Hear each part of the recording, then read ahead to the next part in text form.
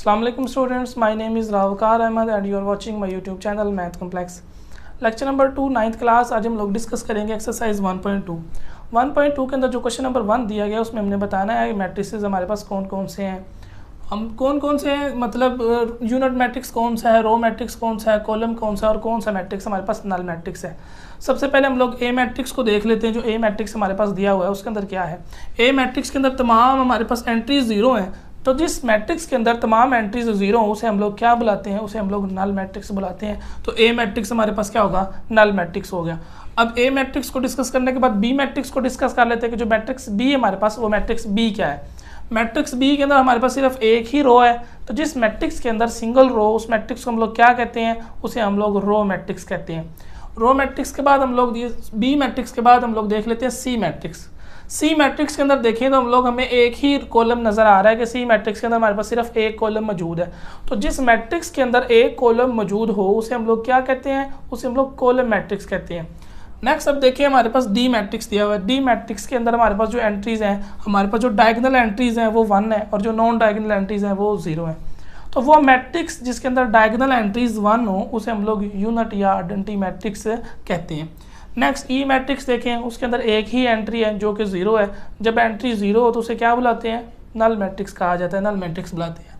Matrix F के अंदर भी देखें, जिस तरह सी मैट्रिक्स के अंदर एक कॉलम था, इसी तरह एफ मैट्रिक्स के अंदर भी एक ही कॉलम है। तो जिस मैट्रिक्स में एक कॉलम हो उसे हम लोग कॉलम मैट्रिक्स बुलाते हैं। एक्सरसाइज 1.2 का क्वेश्चन नंबर 2 डिस्कस कर लेते हैं, जिसके अंदर हमने बताना है रो और कॉलम मैट्रिक्स का बताना है, स्क्वायर और रेक्टेंगुलर का बताना है, आइडेंटिटी और नल मैट्रिक्स का बताना है कि कौन सा मैट्रिक्स क्या है। तो पहला मैट्रिक्स देख लेते हैं। हमारे पास पहले मैट्रिक्स के अंदर हमारे पास नंबर ऑफ रोज और नंबर ऑफ कॉलम्स देखते हैं कि नंबर ऑफ रोज और नंबर ऑफ कॉलम्स कितनी है। तो इसके अंदर हमारे पास 2 रोज हैं, R1 एंड R2, और कॉलम्स कितने हैं, इसके अंदर 3 कॉलम्स है, C1, C2 एंड C3। तो पहले मैट्रिक्स के अंदर नंबर ऑफ रोज 2 है, नंबर ऑफ कॉलम्स 3 हैं। तो जिस मैट्रिक्स के अंदर रोज और कॉलम्स बराबर ना हो उसे क्या कहते हैं, रेक्टेंगुलर मैट्रिक्स कहते हैं। तो पहला मैट्रिक्स हमारा क्या होगा, रेक्टेंगुलर मैट्रिक्स होगा। दूसरा मैट्रिक्स देखें, दूसरे मैट्रिक्स के अंदर सिर्फ और सिर्फ एक रो मौजूद है। जिस मैट्रिक्स के अंदर एक रो हो उसे हम लोग क्या कहते हैं, कॉलम मैट्रिक्स कहते हैं। और थर्ड वाला देखें, थर्ड के अंदर रोज कितनी है, 2 रोज है, R1 एंड R2, और कॉलम्स कितने हैं, उसके अंदर हमारे पास 2 कॉलम्स है, C1 एंड C2। तो रोज कितनी है, 2, कॉलम्स भी कितने हैं, 2। रोज और कॉलम्स बराबर हैं, तो जिस मैट्रिक्स में रोज और कॉलम्स बराबर हो उसे क्या कहते हैं, स्क्वायर मैट्रिक्स कहा जाता है। थर्ड हो गया। उसके बाद फोर्थ देखते हैं। फोर्थ मैट्रिक्स में हमारे पास नॉन डायगोनल जो एंट्रीज हैं वो 0 और जो डायगोनल एंट्रीज हैं वो हमारे पास 1 है। कि वो स्क्वायर मैट्रिक्स जिसके अंदर डायगोनल एंट्रीज 1 और नॉन डायगोनल एंट्रीज 0 उसे हम लोग आइडेंटिटी या यूनिट मैट्रिक्स कहते हैं। इसी तरह हमारे पास जो 5 पे मौजूद है इसके अंदर भी देखें, इसके अंदर भी हमारे पास रोज जो हैं वो 3 हैं, R1, R2, R3, और कॉलम्स कितने हैं, कॉलम्स हमारे पास 2 हैं, C1 एंड C2। तो इसके अंदर रोज 3 हैं और कॉलम्स 2 हैं। तो जिस मैट्रिक्स के अंदर रोज और कॉलम्स बराबर ना हो उसे हम लोग रेक्टेंगुलर मैट्रिक्स कहते हैं। जो 6 मैट्रिक्स है इसके अंदर सिर्फ एक रो मौजूद है, इसको हम लोग रो मैट्रिक्स बोलेंगे। नेक्स्ट देखते हैं क्वेश्चन नंबर हमारे पास जो 7 पे आ गया, इसके अंदर सिर्फ और सिर्फ एक कॉलम मौजूद है, इसे कॉलम मैट्रिक्स बुलाएंगे। इसी तरह हमारे पास जो 8 पे आ गए हैं, इसके अंदर हमारे पास कितनी रोज हैं, इसके अंदर 3 रोज हैं, R1, R2 एंड R3। इसी तरह कॉलम्स हमारे पास कितने हैं, 3 हैं, C1, C2 एंड C3। 3 हमारे पास कॉलम्स हैं। तो नंबर ऑफ रोज और नंबर ऑफ कॉलम्स बराबर है। अगर नंबर ऑफ रोज और नंबर ऑफ कॉलम्स बराबर हो तो हम उसे स्क्वायर मैट्रिक्स बुलाते हैं।